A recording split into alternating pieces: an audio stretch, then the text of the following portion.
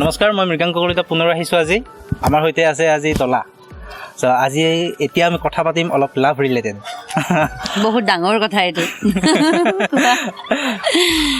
আপোনাৰ মতে প্ৰেমৰ সংজ্ঞা কেনেকুৱা ধৰণৰ?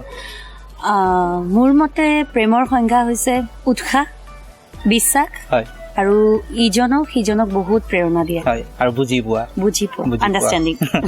হয়। আপোনাৰ প্ৰথম প্ৰেম কেতিয়া হৈছিল? বহুত সৰুতে হৈছিল।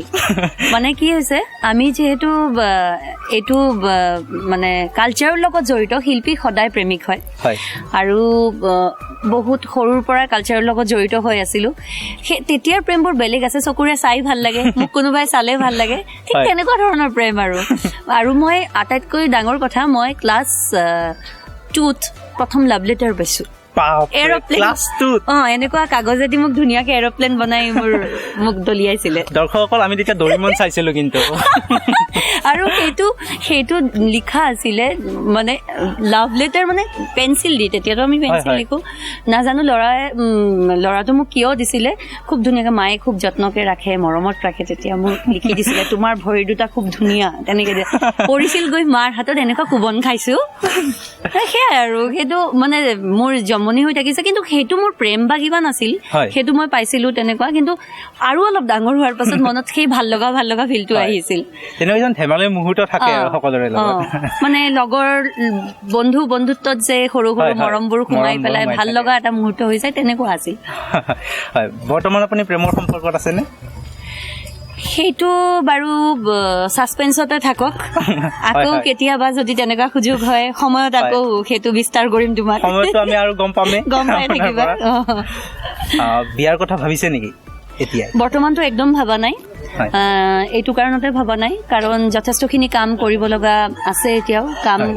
আৰু কামৰ লগত যেতিয়া জড়িত থকা যায়, তেতিয়া কি হয়, সংসাৰত সোমাব গ'লে, সংসাৰত আবদ্ধ হোৱাৰ আগত কিছুমান নিজৰ পৰিকল্পনাৰ কামখিনি ৰৈ যায়। সেইখিনি নাই, যদি ছাপোৰ্ট থাকে সেইটো নিশ্চয় হয়, কিন্তু মই নিজৰ পৰিকল্পনাৰ কামখিনি কিছুমান সামৰি পেলাই তাৰপিছত সেইবোৰ কথা ভাবিম বুলি ভাবিছো। মা দেউতাই আৰু সপোন পূৰা কৰি লওক। এতিয়া আপোনাক সুধিম যে পুৰুষৰ কি কোৱালিটিয়ে আপুনি মানে বেছি ভাল পায়? সেইটো যে বৰ ভাবিবলগীয়া কথা, কোনটো কোৱালিটি ভাবিবলগীয়া। মানে আমাৰ ল'ৰাবিলাকে ভালকৈ মনোযোগ দি শুনিব এইটো। বেয়া গুণখিনিকে বেছিকে মনত আহে, ভাল গুণখিনি একদম মনত নাহে। কিন্তু ভাল বুলি ক'লে ল'ৰা মানুহৰ নিজৰ কোৱালিটিটোৱে হৈছে জ্ঞান। জ্ঞান থাকিলে নিজৰ যদি মানে কামৰ প্ৰতি নিজৰ যিটো ডেডিকেশ্যন, সেই বস্তুটো মই বিৰাট ভাল পাওঁ।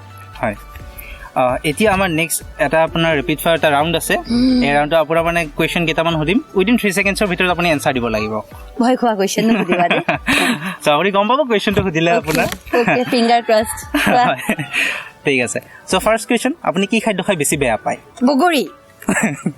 বগৰী খাদ্য নাখায়? একদম মই বহুত বেয়া পাওঁ।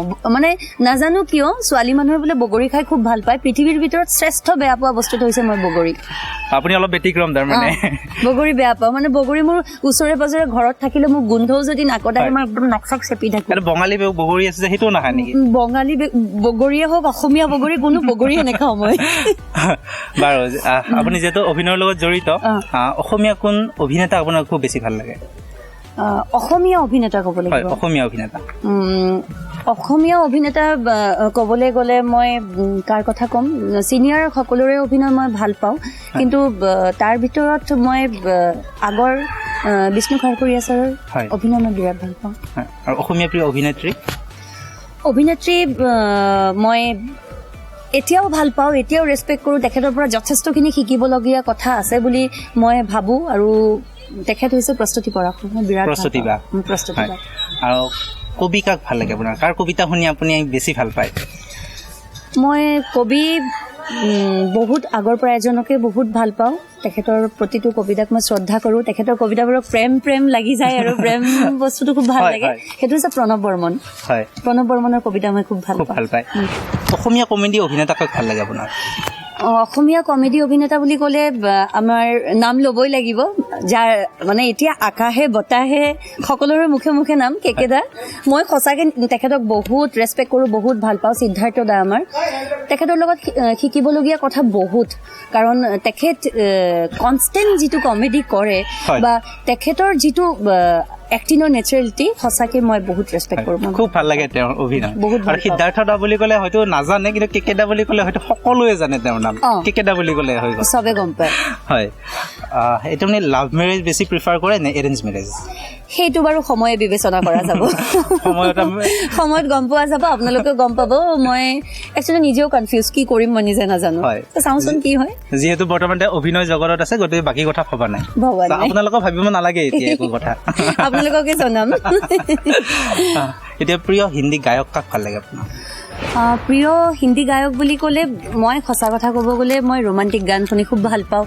মই ট্ৰেজেডি গান শুনি খুব ভাল পাওঁ মই বেছি হুলস্থুল বা তেনেকুৱা ধৰণৰ ৰক বেছ গান শুনি ইমান ভাল নাপাওঁ সেইকাৰণকে মই অৰিজিত সিং তাৰপিছত সনু নিগম মেলোডি গীত মেলোডি গীত ক্লাছিকেল বেছ গানটো মই চব ধৰণৰে ভাল পাওঁ আৰু লগতে মানে যেতিয়া অকণমান মনটো বেয়া লাগি থাকে তেতিয়া ট্ৰেজেডি গান শুনি খুব ভাল পাওঁ আৰু হেৰিৰ ৰোমান্টিক গান শুনি খুব ভাল পাওঁ যেতিয়া জাৰ্ণি কৰোঁ বা কিবা কৰোঁ ৰোমান্টিক গান শুনি চফ্ট গান শুনি ভাল পাওঁ মানে ট্ৰেজেডি গীত আমাৰ 4th জেনেৰেশ্যনৰ নে আপোনাৰ 1st 2nd জেনেৰেশ্যনৰ গীতবিলাকে না এতিয়াৰো কিছুমান মানে ভাল ভাল গান যেনেকুৱা হৈ থাকে ট্ৰেজেডি গানবোৰো বহুত ভাল ভাল হেৰি কৰে অৰিজিতৰ যিবোৰ ইম'চনেল ছং বিৰাট ভাল লাগে তেনেকুৱাকে কোনো আগৰ বা এতিয়াৰ বুলি কথা নাই মই তেনেকুৱা চফ্ট মিউজিক শুনি খুব ভাল মানে সিচুৱেচনটো হিচাপত আপুনি মিলাই লয় নেকি কোনটো গীত মোৰ মানে কি হয় মনটো যেনেকুৱা লাগি আছে তেনেকুৱা বেছ গান লাগিব মানে মোৰ দুখ লাগি থাকিলে বেছি হুলস্থুল গান বাজি থাকিলে মোৰ ভাল নালাগে তেতিয়া মানে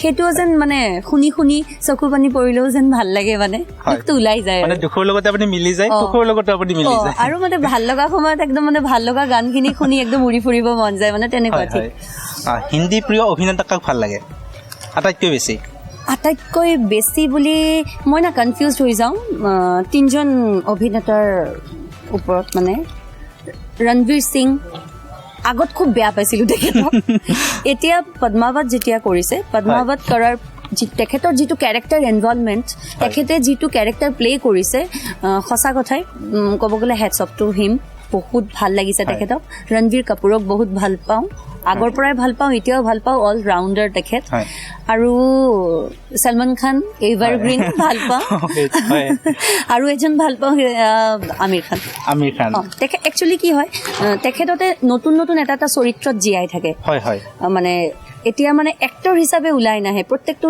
নতুন নতুন থিম লৈ পেলাই যেনেকে এটা নতুন চৰিত্ৰত চুলতান হলে চুলতান হৈয়ে ওলাই আহে এইফালে দংগলত যেনেকুৱাকে আমিৰ খানে এটা কেৰেক্টাৰ কৰিছে একদম এজেড মানুহ মানে হিৰো বুলি নাথাকে এটা এটা চৰিত্ৰত যে জীয়াই থাকে সেই বস্তুটোত মই বহুত বেছি মিলাই লৈ পেলাই একদম সেইটো জেগাৰ তেনেকুৱা পৰিৱেশৰে এজন মানুহ যেন লগা হয় আৰু সেইবোৰ কথাৰ পৰা তেখেতৰ পৰা আমি বহুত শিকিবলগীয়া আৰু প্ৰিয় অভিনেত্ৰী কাক ভাল লাগে হিন্দী দীপিকা প্ৰিয়ংকা চোপ্ৰা আৰু আছে কংগনা ৰাণাৱত এতিয়া মই আপোনাক সুধিব বিচাৰিম যে মানুহৰ কোনবোৰ কথা আপোনাক বেছিকৈ আমনি কৰে আমনি নকৰে নাই এটা কথা কি মানুহৰ কথা বেছিকৈ ভাবি থাকিবলৈকে ইমান মানে সময় নাই কাৰণ মই ভাবোঁ নিজৰ কামৰ প্ৰতি বেছিকৈ মন দিয়াটো ভাল আৰু নিজে নিজৰ কামৰ লগত যেতিয়া ব্যস্ত থাকি ঘৰত অহাৰ পিছতো ইমান বেছি ভাগৰ লাগে কামৰ পৰা অহাৰ পিছত